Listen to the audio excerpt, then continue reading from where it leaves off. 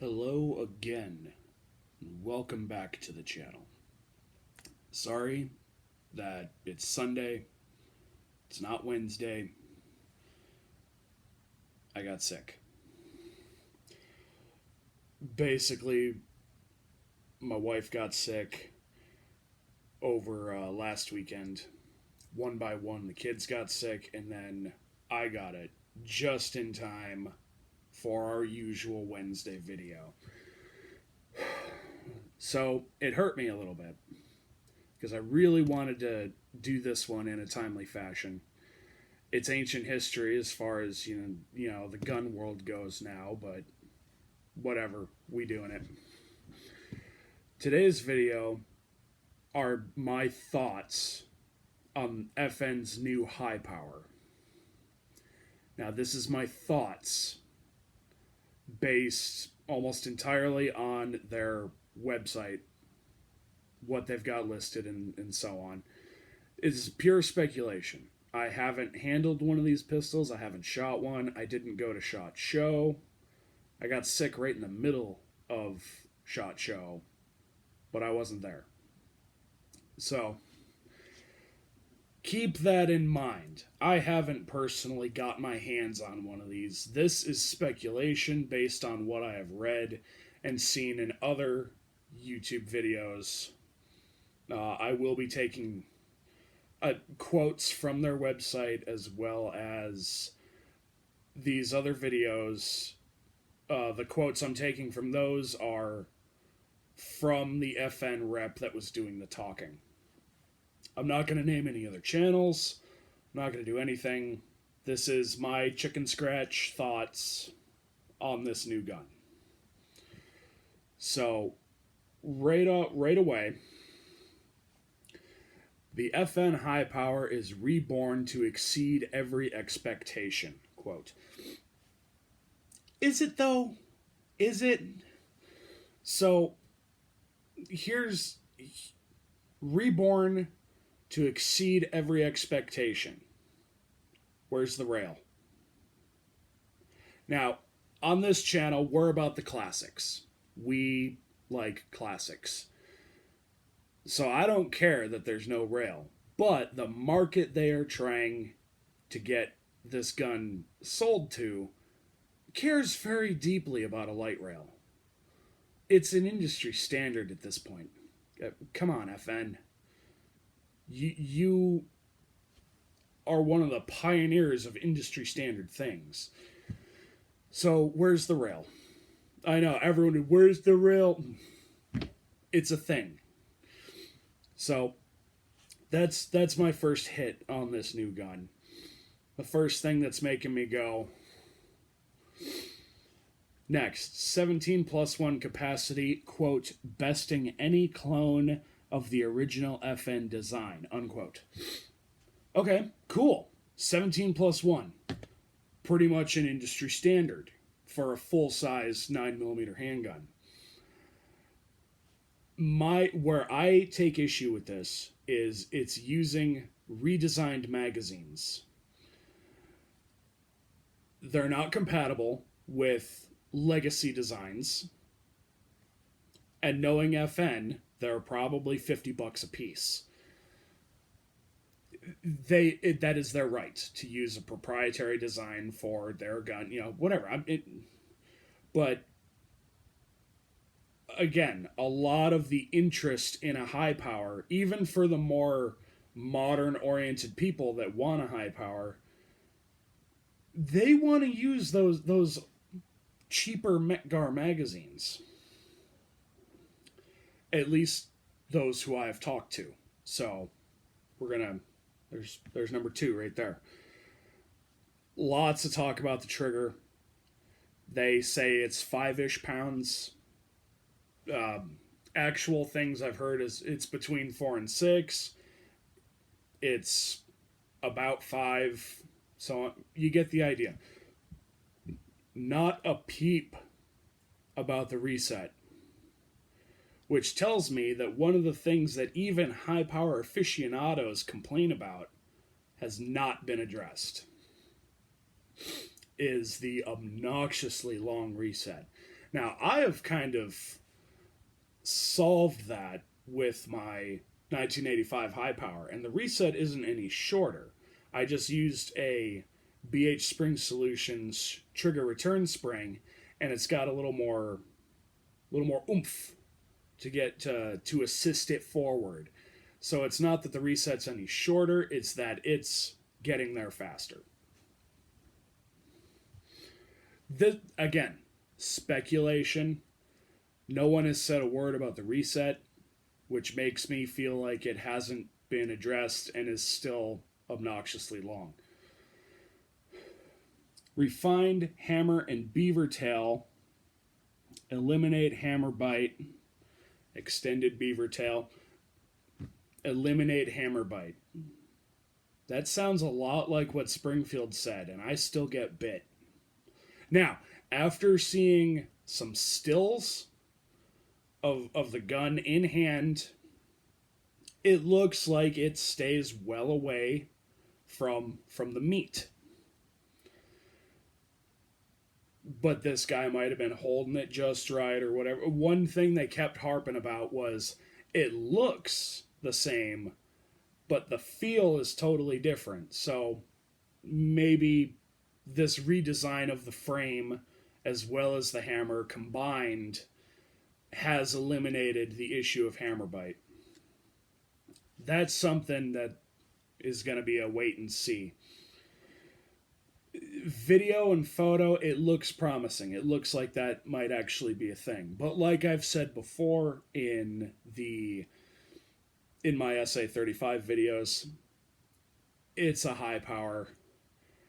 If I am going into it not expecting to get bit, I probably shouldn't have a high power. It's one of those things. So next on the list, reimagined. They're throwing this one around a lot. Reimagined. To me, this means it's a totally different gun. There is, as far as I've seen, there is zero parts compatibility with legacy designs. Totally different handgun that is shaped like a high power. Which, now, one thing they did do in a video I saw demonstrating the takedown is it takes down like a modern handgun. That's neat. The high power isn't particularly difficult to take down, but it's nice that you can take it apart like a Beretta or a SIG. Cool. Sights. They keep talking about their driftable sights. After digging around a bit, I quoted from an FN rep that was at SHOT Show in another channel's video. They use the FN 509 dovetail. So, you can swap out your sights so long as those sights fit an FN 509. Again, proprietary. I feel like they'd have been a little smarter to use a Novak, but whatever. It's got driftable sights. That's more than my Mark II has. Let's talk MSRP. FN has this listed for $1269 versus Springfield's SA35 at $699. Now, we don't know how the new FN is going to be. I haven't seen video of anyone shooting it yet. We've all heard other reviews of the SA35 developing extraction problems after a few hundred rounds. I haven't got there yet. And just a little side note, I'm still working on what I told you guys before. Either 1,000 rounds or I start getting failure to eject, extract, whatever. Whichever of those happens first is going to be the next dedicated SA35 update video. We aren't there yet. So, the price difference here, you could get the new FN high power looking gun or an SA35 and a probably full case of ammo, maybe even a couple more mags. It depends. If you're more classic purist, you care about what's on the inside, the SA35 would probably be the better choice because it does have parts commonality with originals, and you'll be able to get the extra goodie, the ammo, the mags, so on. FN's always been kind of pricey, so there's that. If you shop around, you can still pick up surplus Mark IIs for about the same as an SA35. If you're just so against Springfield, which I don't understand. I do, but I don't. So, one thing FN has done is they have the thumb notch in the slide, which harkens back to the original design. In this, it's more of a nod to the original. It's less functional than it was in the early designs. That's nice. It's a nice little homage to that. It's, I mean, it is what it is. It's a little cut in the slide. Next is an internal extractor. This was one of the earliest high powers had internal extractors, and it was one of the first updates that happened with this gun. There is a reason for that. So we're going to kind of see how this internal extractor plays out. Now, in for 1911s, I prefer an internal extractor. For high powers, I'm more of an external guy, so we'll kind of see how this goes. Another thing that they're hyping up is the grip panels that you can get. They've got wood, they've got a bunch of different G10 options. Each gun comes with 2 sets and, quote, customize in over 350 ways to make the gun truly unique to you, unquote. Is changing the grip that... Okay, so per the actual definition, yes. But is changing grips really customization? That's like changing shoes. I don't... Whatever. So, in all, what I'm thinking here is we've got an FN priced gun that is shaped like a high power. And they're trying to get into a pardon me, into a more modern market for people that want it, but they're lacking some modern features that people want. I'm not going to get into red dot cuts, but a rail, that it's not hard to have that extra beef on the dust cover and cut some 1913 into it. That is a big oversight as far as as far as that goes, and I feel like that's going to hurt them. The MSRP is not surprising, but I feel like will also hurt this gun. So they're trying to get into... I feel like they're trying to double dip with the more modern oriented people, but also the more classic people like you fine folks, since you're watching my channel. And the gun doesn't really hit the right marks for either. It doesn't... It's too modern for the folks that like classics, and it's not modern enough for the folks that like modern. So we're just... Time will tell. Aftermarket support is going to be the big thing that makes or breaks this gun. I'm trying really hard not to be biased, especially since I own a SA35. I also own a original FN, and I this new one just isn't doing it for me. I think what would have been a home run is if FN re-released the Mark III in a standard version, like the exact gun that was discontinued, as well as a railed version for about the same MSRP as back then, about a grand, maybe 1100. That I think would have been a home run.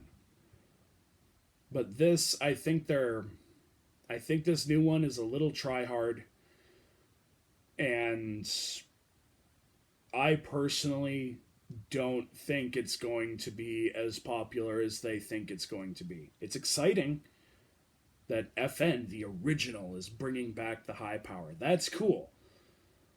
It's also a little frightening because if they can do this to the high power, I know a lot of people that want them to bring back the FNC, and that frightens me if they ever decided to. They won't, because that's cutting directly into the SCARS market, but